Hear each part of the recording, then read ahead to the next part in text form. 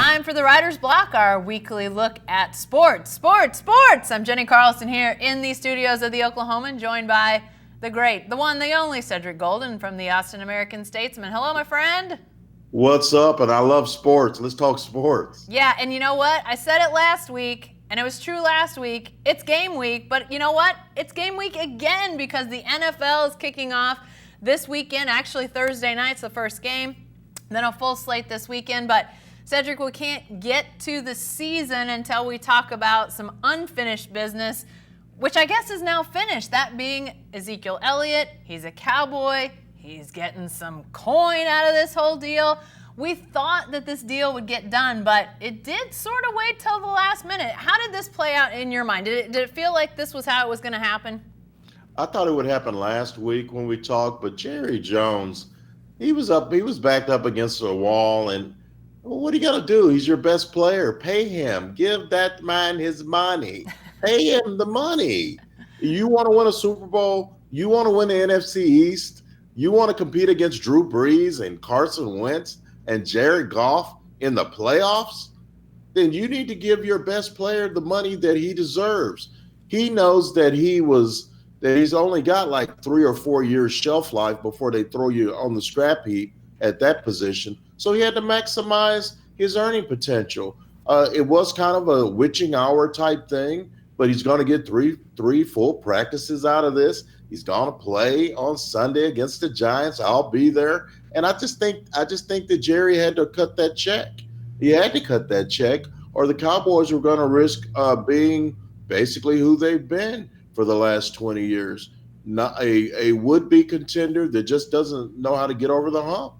Yeah, I think Jerry Jones had mentioned at one point that, there's only so many pieces of pie to cut up, but I think we might have forgotten how big the pie was that he had to cut up. I mean, he's still handing out big contracts. I mean, to me, this was how it had to end. They had to get Ezekiel Elliott on the roster to start the season.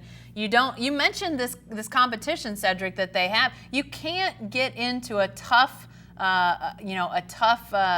division and be without a great player in any game. You need to see each one of these games as not must win, but you don't want to be giving any away and look back at the end of the year when you're maybe on the road in a wild card situation and say, man, if we'd have just had Zeke for that game. You don't want to be in that what if position if you're the Cowboys, and now they've at least got all their guys. I mean, maybe they lose some of these games. Maybe he is more rusty than people think, but you at least have all the personnel. And Cedric, I mean, I think now when you talk about Super Bowl favorites, I know the Chiefs are really a hot pick because of what they did a year ago, how close they came to getting to that final game a year ago. But you got to think the Cowboys, before this signing, there's a question. Are they legitimately a Super Bowl contender? Now, aren't they in that conversation? Absolutely. Not that they're going to get there, because let's be real. The last time the Cowboys played in a Super Bowl, I was 100 pounds lighter and I had hair. And I was hot back then. I'm not hot anymore, but I know that the Cowboys are much better with Zeke Elliott than they would have been even back in the day. And if you can remember the last time they won that first Super Bowl of the 90s, Emmitt Smith held out. And they went 0-2 to start the season. And Michael Irvin and Troy Aikman went in to Jerry's office and said, look, we ain't going down like this. Give Emmitt his money, man. He gave Emmitt his money. Emmitt won the rushing title, and the Cowboys repeated as Super Bowl champs. If you want to be one of the big dogs, then you got to break the big bread to your best players. Dak Prescott, they're trying to do a deal with Dak Prescott in these next few days. They actually tried to do one over the week, but it didn't happen because he's only making $2 million this year. They like to get all their ducks in a row, and the one thing that I think, Jen, is that Jerry realizes at 76 or 77 years old that he doesn't have too many more runs left in him. And this nucleus of Prescott and Zeke Elliott and Amari Cooper, that good offensive line, Leighton Vander Esch, Jalen Smith, Byron Jones, those guys are the nucleus of a would-be Super Bowl contender, and he Yeah. knows that. You don't want to mess that up at this point. This is his last chance to try to get a Super Bowl.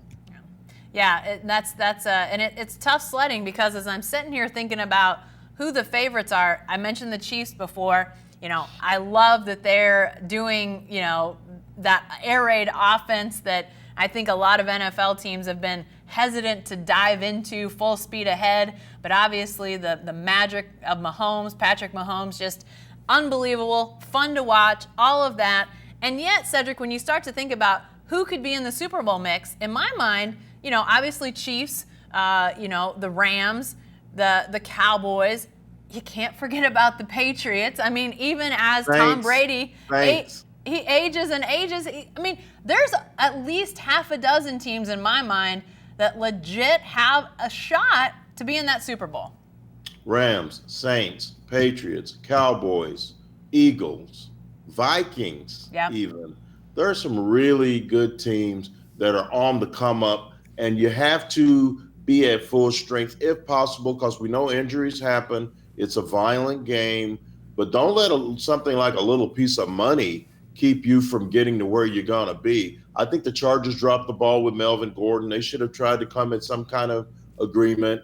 He's been top 3 in total yards and total touchdowns for 3 years running. And so for them to be going into the season without Melvin Gordon, to me, eliminates them as a Super Bowl contender. Maybe a playoff team, but not somebody you're going to take seriously. I got the Chiefs and the Saints in the Super Bowl with New Orleans winning over Drew Brees outdueling Patrick Mahomes. So I think it's fun that the Dallas Cowboys are at full strength with Zeke. I think it's fun that they're going to play teams like New Orleans, Philadelphia, and the New England Patriots in the regular season. And so we'll find out soon enough how good they are. But these are the kind of games like the Giants coming up on Sunday. You can't let these kind of winnable games slide through the cracks because you didn't want to break bread to Zeke. You got them, and then you got the Miami Dolphins. Very winnable games. Got to take care of business on that front if you want to go to special places.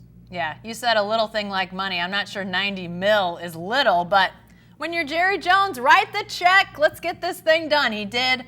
By the way, if it's Chiefs, Saints, sign me up for that, Cedric. But I still think the Patriots are going to be a player in this whole thing until further notice.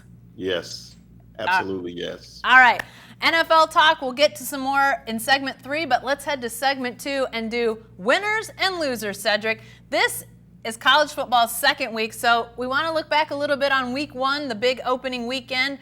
Who in your mind tops that winners list after the first week of college football's regular season? The Oklahoma Sooners. Let me tell you why.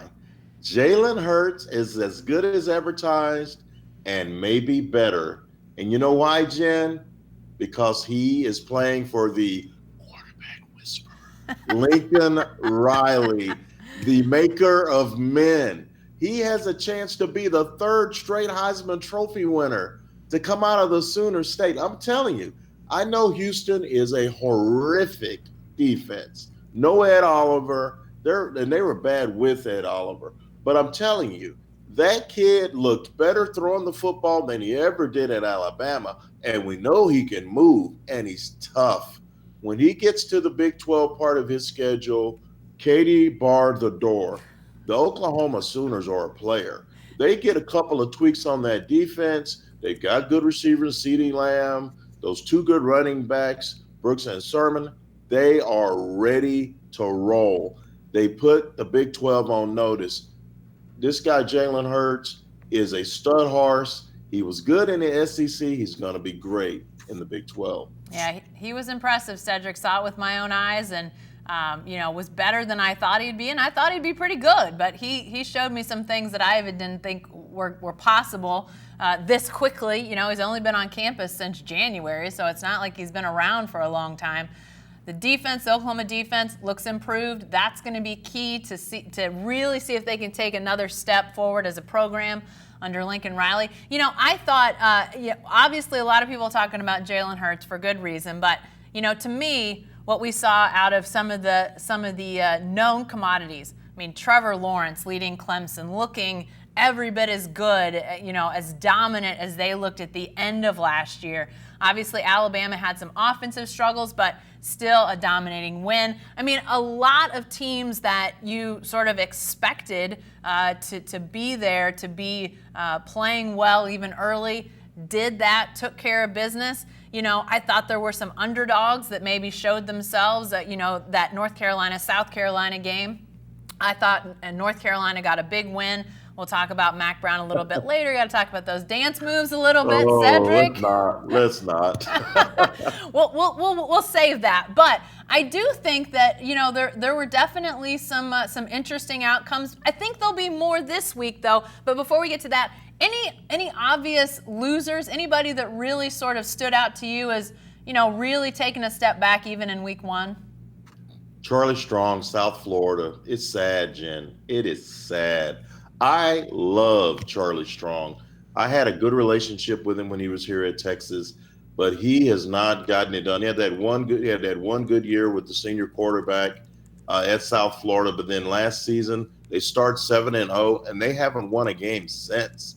They got trucked at home, 49-0 by Wisconsin, faking punts, and the punter drops it and gets crushed. Attempting field goals to avoid the shutout, missing field goals, looking bad in all three areas. I fear for Charlie Strong's job in South Florida. It's going south in a hurry. That program is headed to Cuba. That's how south it's going. It's bad, and it's bad in South Florida right now. Yeah, no, that was not a good outcome. I definitely agree with you there. You know what? I don't want to fall short on the loser side of things, but a winner I forgot to mention, and I need to do this, is the freshman kicker from Nevada, Cedric. That was cool. A walk-on, no scholarship, hits a big field goal as time expires. They go into the locker room. Everybody's going crazy. Jay Norvell, the Nevada coach, been on both the Oklahoma staff and the Texas staff during his career, gives him the game ball and a scholarship, and everybody goes crazy again in the Nevada locker room. Love those types of scenes. That was so cool. But let's talk about week 2 for a second, Cedric, because I think while we had some marquee games, obviously, in the first week of the season, I don't know if we had as many as we're going to have this week. And I think that starts down in your neck of the woods with LSU and Texas. Talk about winners. Big-time games like this top that list. I tell you, I just love it when the big dogs from separate conferences get together. The Texas Longhorns beat the Georgia Bulldogs in the Sugar Bowl, and now another SEC team beckons. Here come the Bayou Bengals rolling into Austin, full of confidence with their quarterback Joe Burrow, and an up-tempo, pass-heavy offense that has Les Miles turning over in his grave, and he's not even dead yet. So that's how impressive that is, Jen. So I'm telling you, it's going to be great. I think College Game Day is going to be here. I've already seen the trucks in town. They're rolling in. Maria Taylor, Reese Davis, Mr. Herb Street. That crew's coming in, and it's going to be raucous. And we know that LSU travels. There's going to be 10 or 15,000 Bayou Bengals fans in DKR. There's going to be almost 100,000 people in this spot. I think Sam Ehlinger is a box office type quarterback. Can he get it done with that backfield, bringing in one healthy running back, Jen? Just one. It's crazy. Deontay Ingram. The other two running backs are a third-string quarterback who got moved to running back and a backup linebacker who got moved to running back. So this is not the game to be that banged up in that running back room. So the onus will be on Sam Ehlinger. And I'm telling you right now, Jen, and we'll talk about it next week, Sam Ehlinger is going to throw a minimum of 40 passes this weekend. Whew. Yeah, you don't often see Texas in such a between a rock and a hard spot with the running backs. Even those really rough years, whether you're talking Charlie Strong years or the end of the Mack era, they still had plenty of running backs. So that thinness, I think even Tom Herman has talked about how rare that is. So yeah, that's going to be a really interesting thing to watch. You know, a lot of teams out there looking for some bounce back out there this week. When you talk about maybe they were winners a week ago, a team like Michigan State, but not very impressive in their opener. They've got Army coming to East Lansing. Army and their offense that really limits your snaps. That's going to be an interesting game. Missouri went up to Wyoming and lost a week ago, and now they're going to try to get on the right side of things with West Virginia coming in, a Power 5 matchup there. Nebraska is at Colorado. That's an old time. Those of us that have been around a while, Cedric. I love that one. Big 8 days. Yeah, what does that look like? So I think a lot of really interesting matchups, some juicy ones. But I'm going to say on the loser side of things are some not so good games. And Cedric, we've got a pair of them in our state this week. Oklahoma playing South Dakota, Oklahoma State playing McNeese State, both FCS teams. Lots of Power 5 teams do this, but man, it's a real downer to have these games. But Cedric, the thing is that these lower level FBS teams are demanding so much payout now that a lot of athletic directors are saying, fans don't care if it's a low-level FBS or a high-level or any level FCS. It's not a name opponent, so why pay an extra $1 million for a team when you can get it for a lot less and make it an FCS team? I understand what they're going through and going for here to save money, but man, these are the type of matchups we see it in the SEC and the regulars. When they get into conference play, they usually have sort of a lower level opponent. We see it everywhere, Cedric, but it doesn't make it feel any better when you've got a matchup like LSU at Texas, and then you've got these FCS teams coming in. I don't know if there's a way to bring the scheduling under one roof, but that feels like something college football eventually will have to address. I really hope they do. And I know, and I've been covering Texas football for almost 20 years now, and Texas hardly ever schedules an FCS.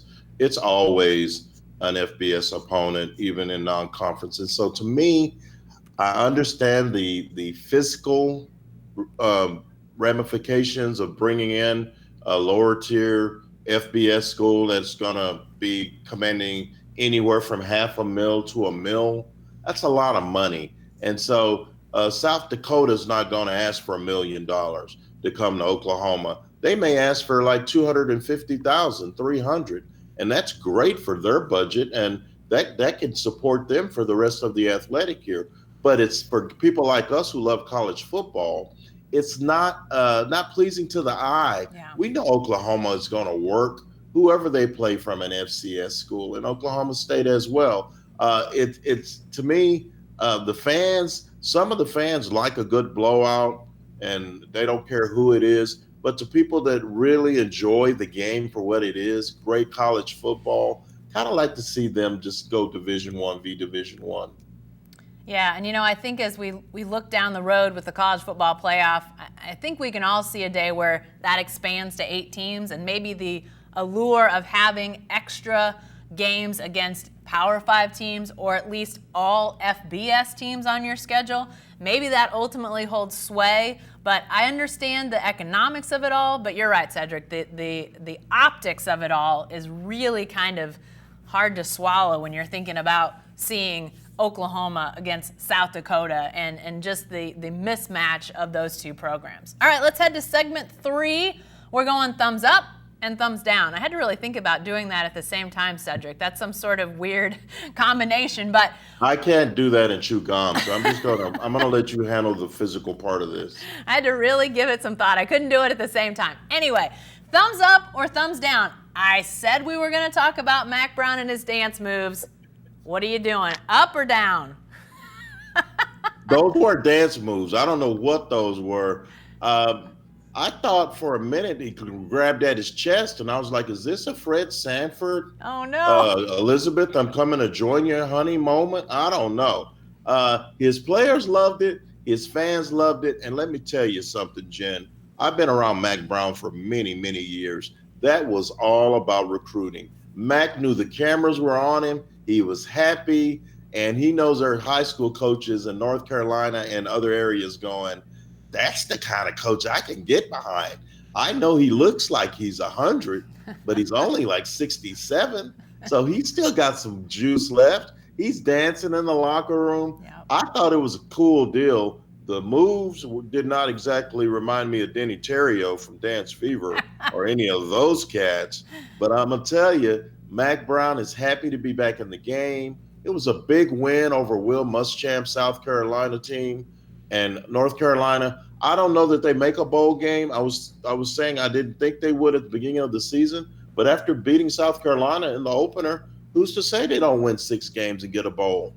Yeah, I think it's possible for sure. You know, the ACC, while obviously Clemson very powerful at the top, there's definitely some games in there that'll be winnable on North Carolina's schedule. So, you know, and even though the dance moves, all right, I'm with you, Cedric, convoluted, I'm giving him thumbs up, if for no other reason than Mack was very real, I thought, in the post-game interview he gave on the field. Very emotional.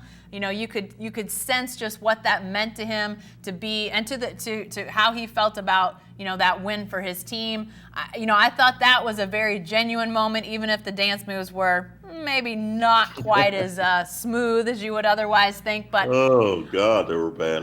They were not great. I'll still go thumbs up. Thumbs up. All right, let's talk about this one. Are you going thumbs up or thumbs down on Team USA at the FIBA World Cup basketball? Where are you at on that right now, Cedric? I'm thumbs down. I'm an American. I'm used to blowouts. They need to play South Dakota. That's what I want them winning by 20 or 30. Don't give me this. They just beat Turkey by 1 point. Turkey in overtime. The only time we need to be talking about Turkey is in late November. So I don't know what Pop is doing.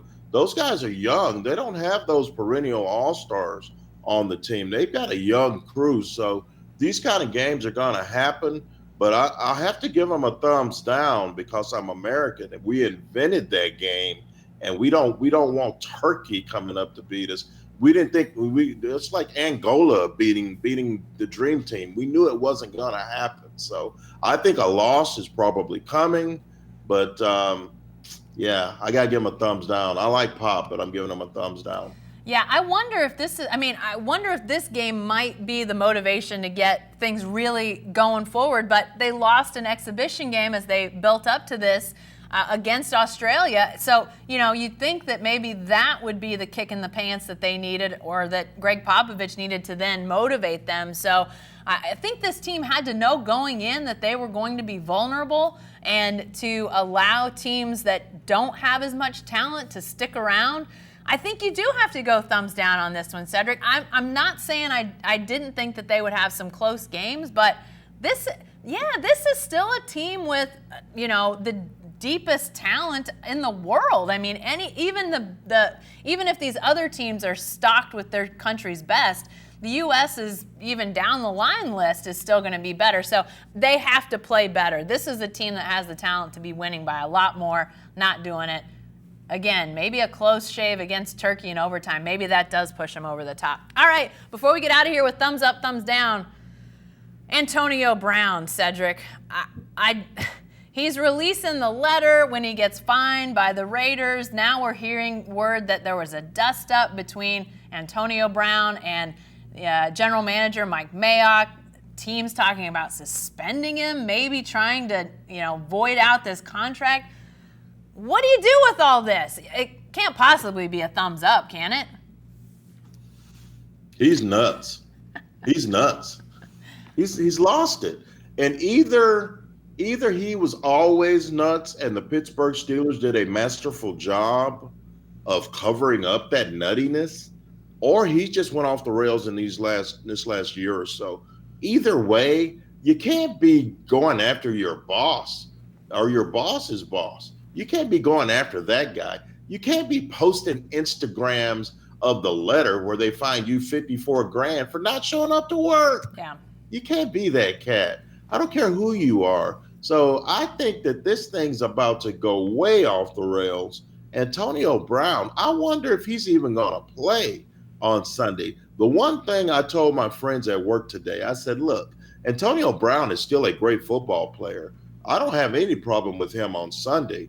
But boy, Monday through Saturday, he got problems. Yeah. He's got major problems. Yeah. And Gruden can only take so much, Jen. They may sit him Sunday, and it wouldn't shock me if they did. No, it wouldn't me either. And Cedric, you said something when you first started talking about Antonio Brown that he's gone off the rails. And I'm actually a little bit worried about him. And not in I'm not trying to joke at all. I think that a lot of this has been sort of joking worthy. I mean, the helmet and the feet and all of these things that have gone on, you just kind of are trying to wrap your head around it, and it, you know, can seem a little bit funny and crazy. But some of this stuff, Cedric, this is a guy that had, you know, he didn't want to be in Pittsburgh. He didn't want to be with the Steelers anymore. He ends up with a franchise that wants him, that's willing to pay him.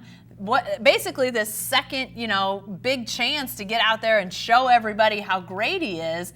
And yet it feels really unstable to me, Cedric. Like, you know, it's hard to say what happens next. And, you know, I just wonder if there's something deeper and maybe a little bit, you know, unhealthy here and I don't know what that might be. I don't have any reason to, you know, nothing that I know that anybody else doesn't know, but it just feels like this is a guy that's looking at a great situation and is doing everything to destroy it right now. $30 million, gonna be gone. The next thing they do, I mean, they put conduct detrimental to the team in this fine. The next thing they do is they come after your signing bonus. Yeah. And then they come after your salary. And then they just get rid of you. And then they go to the arbitrator, and the arbitrator looks at the facts and goes, I don't blame you guys for letting him go. Yeah. The Players Association has to be calling his agent going, look, man, get your boy in order. What's going on with Antonio Brown? Yeah. The one thing that came to my mind, Jen, as I was watching this nightmare play out once again was, man, don't you wish Hard Knocks had gone for an extra week? Wouldn't that have been fun? Yeah, they quit filming right before apparently this most recent dust-up. Yeah, they're probably wondering if they could just leave some cameras posted around the you know, offices there and see what they could get. Crazy stuff. Cedric, I have no idea if he'll be on the field or not on Sunday. It'll be fascinating if he is. I'm doubtful that he will be. It really sounds like the Raiders are almost at their wits' end with this whole thing, almost just done completely. But regardless of Antonio Brown, the NFL returns this week. Lots of games on Sunday. We'll be watching. We know you will too. We'll talk about that and so much more next week on the Writer's Block. Be sure to join us then.